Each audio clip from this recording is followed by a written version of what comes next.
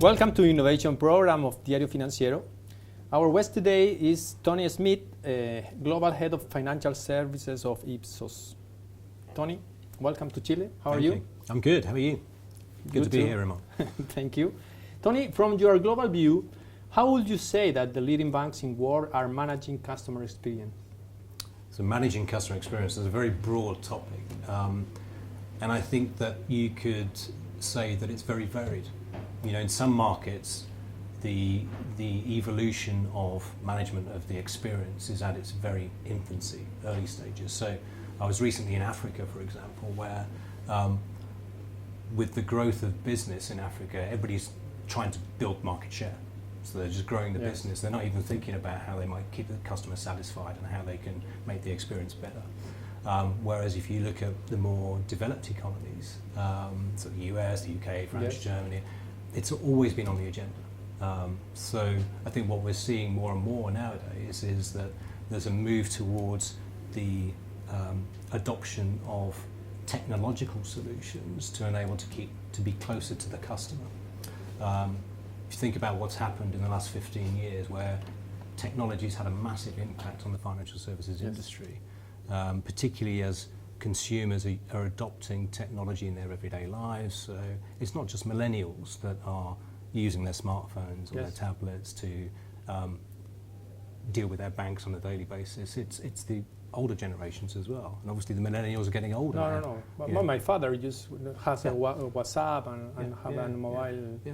So in a world where the financial services companies, not just banks, have to cope with the fact that the relationship is becoming more and more remote, they're having to stay closer. Yes. So what we're seeing is they're trying to take advantage of every opportunity, so every interaction, to stay close to customers. And what that necessarily means is a move towards using technology as an enabler to get feedback. So if I go back 5-10 years ago, you have an interaction in a bank. It could be with a call center, it could be in a branch. The bank itself would actually log that interaction and then send your details to a survey company who might contact you 2 weeks later and say, how was it? How was your experience? And you might have had a dreadful experience, by which point you might have actually decided that it was such a bad experience that you're going to move away from that company. So the bank or the insurance company didn't have the opportunity to rectify the problem. Technology nowadays is enabling organizations to get feedback real time. So you call a call center, we as an organization and other research organizations can actually contact that person pretty much in real time. Yeah. Contact you and say, how was your experience? And if you had a real problem, we can close that loop and get it sorted out quickly, which means it could be the difference between losing a customer entirely or a customer deciding to go somewhere else for whatever you might have been trying to buy or whatever you're trying to use, and actually keeping that business. So I think the more evolved and developed customer experience management programs now are moving much more towards using technology as an enabler to get the best customer feedback in a timely fashion so that they can solve the issues. Perfect. And in Latin America, do you think Latin American banks are moving to that direction? Yeah, there's certainly an appetite to do that. Conversations I've been having while I've been here this week, it's certainly the case that people are moving in that direction. It's obviously a very different relationship model where the relationship manager has traditionally been the way in which you deal with a customer base. But again, with relationships becoming more and more remote, what is the role for the relationship manager now? And therefore, if a bank has to think about how it services its customers through the more remote channels, the digital channels, they're recognizing that there's a need to actually therefore use that technology as an enabler. It's difficult to know how long it will be. I would say Chile is not in the vanguard. It's not at the forefront of development. But the conversations I've been having has shown there's an appetite to actually do that. So yeah, I think if it's not here now, there's just a matter of time before it will be here. Yeah. Okay, but the difference between Europe, USA, and Latin America. What do you think about this distance? To be honest, it really depends on the culture within the organisation. So some organisations are still getting to grips with the need to actually understand the customer experience, Yes. and this is some of the biggest organisations that you'll see in the US or in the UK. And the insurance industry has traditionally lagged behind banks. Banks have always been at the forefront of looking after the customer experience. But the insurance industry is getting much better at it and actually catching up quite quickly. I think. So I know certainly there are certain insurance companies or banks in the US, for example, are still quite slow at actually taking this on board because they're such big organisations that to change is a big thing. Because it's not just about setting some form of surveys up, it's about cultural change. It's about actually moving from an organisation which is report driven, we've hit our numbers, fantastic, to an organisation which is, you know what, we know there's a challenge here, we need everybody in the organisation to embrace it. We need everybody in the organisation to understand that it's not just the people that sit in a branch, it's not just the call centre managers, it's people in the back office that design the processes, it's the whole organisation. So that needs to come from the CEO all the way down throughout the organisation. And it's not just about remuneration either, because a lot of programmes are literally, you meet your numbers, you get your bonus. It's not about that, it's about a culture of actually thinking about the customer. Well, it seems that banks are worried more than ever in customer experience. Why? And you said that the social network, another kind of... I think they're worried for a number of reasons. One I've already mentioned is the fact that the relationship is becoming more remote. So in a scenario where you very rarely have the opportunity to touch the customer, you need to make sure that when you do touch the customer, you do it well. The other obvious big reason is that the financial services industry, as it was, is not as it is now. You've got many new players. So you've got players that in the past may have had a little element of financial services that are actually growing their business in financial services. You've obviously got the fintech companies that are... How is it the role of fintech companies? Sure, and so... TransferWise, for example, in London.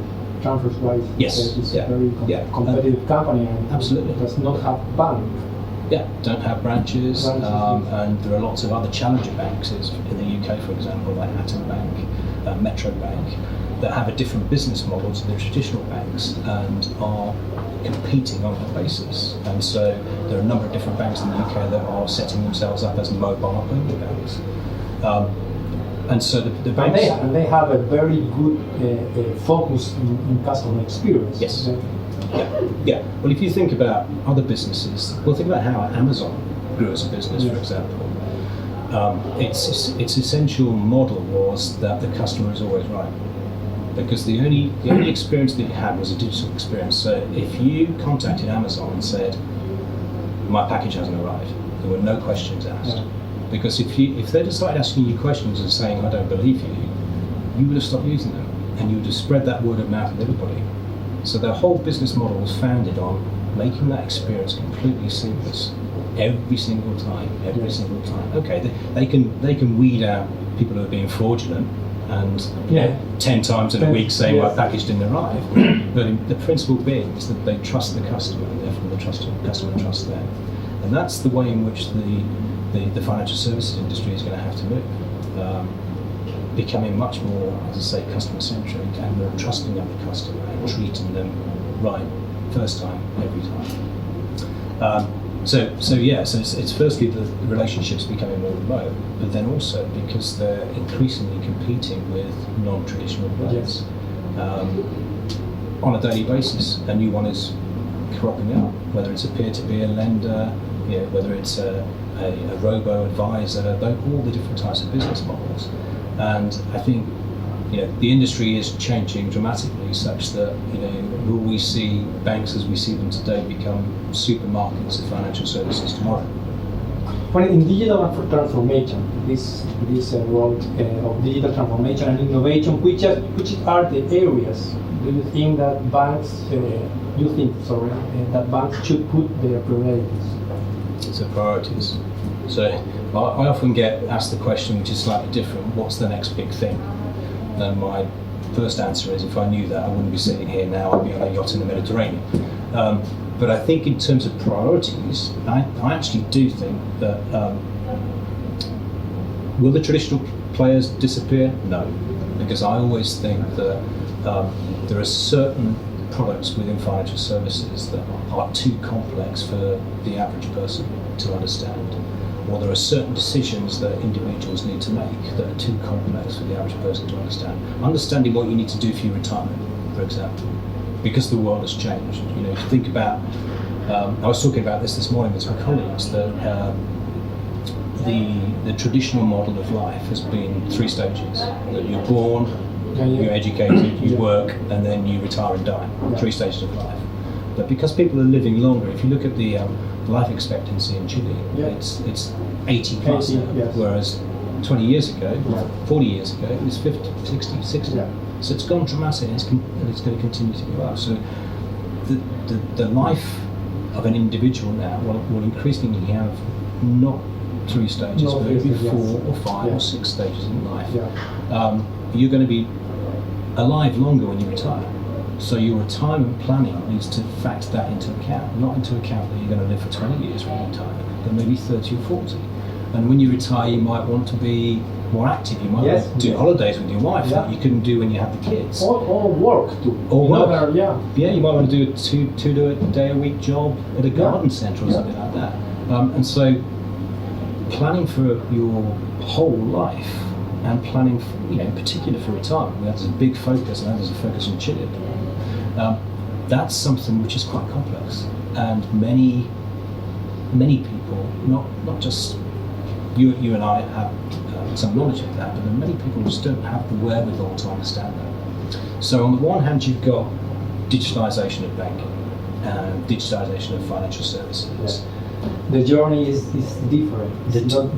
There are certain things that you need help with. So there are 2 prioritizations I see for they're linked. There's 2 prioritizations I see for banking. One is in-life planning. It may seem a little bit odd, but it's about, in the same way as in the corporate banking side and the commercial banking side, if you have a relationship manager there, you would expect your relationship manager to know something about your business, what you want to do for your business in terms of growth, what are your ambitions, what's your strategy. That needs to happen in the personal financial space as well. So can you do that digitally? Some of it you can, but not all of it. So I'm often asked the question, will the traditional bank disappear? I don't think it will, because there's a certain level of knowledge that people can't navigate through the digital space. You can read something, but you can't always ask questions. Yes, you can ask you can chat online, but the actual personal experience, the conversation you can have, the questions you can answer, etc., etc. I don't think that will ever disappear for certain things. But there are certain parts of financial services that can be replaced and are being replaced by fintech right now. Lending. Very simple business models that anyone with some technical background to set up. So the focus has to be on thinking about how the traditional model can adapt to the changing needs of the world, both in terms of the changing socioeconomic environment, but also the changing opportunities for the banks. As I think I said the word supermarket earlier on. I probably mean more department store. So in the way that I spent quite a few hours in Paris and Falabella buying clothes the last few days because of my luggage. But in the same way as you can go to different departments in there when you've got options for different types of shoes or different types of clothing. It's like it'll be the same. I think that's going to be the same with the fintechs. That banks will team up with what they believe are good suppliers for their customers. Because they are different focus on different services for every people. So a recognition that fintech companies can be friends, not foe. I think that's happening now. Yeah, but it's taking time. Working together. Dancing, not boxing. Dancing, not boxing. That's a very good way of putting it. Yeah. Where in the past it wasn't like that. So if you think about what's happened in the payment space. Oh yeah. Yes. everybody was trying to create the best, the best new mobile wallet. Yeah. The best, should we go NFC? Should we do wallet? Yeah. Everybody was competing against each other, but it's actually changing now. People are actually working together. So the tech companies, Yeah. the mobile phone companies, the payment processors, and the banks are working together to come up with some form of They need the platform. banks to Yeah. to make money. Okay. Thank you very much, Tony. I know that you go to Peru now. Yeah. Good luck in Peru. Thank you. And thank you for coming to this program. You're welcome. Thank Nice you to very meet you. much. Thank you, friends. See you in next program. Bye.